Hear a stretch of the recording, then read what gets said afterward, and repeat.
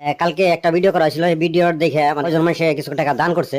তাদের মধ্যে হয়েছে আপনার নজরুল ভাই কিছু টাকা দিছে, আর বিল্লাল ভাই কিছু টাকা দিছে, আর একজন জুলহাস নামের একজন ছেলে কিছু টাকা দিছে, আর অন্যান্য কয়জনে দিছে। যাই হোক, এই পয়সাগুলো চাষিরে আমি বুঝে দিতে পারতেছি। আর একটা দুঃখের বিষয় কি, কালকের যেটা ভিডিও ছিল ওই ভিডিওটা ডিলিট হয়ে গেছে।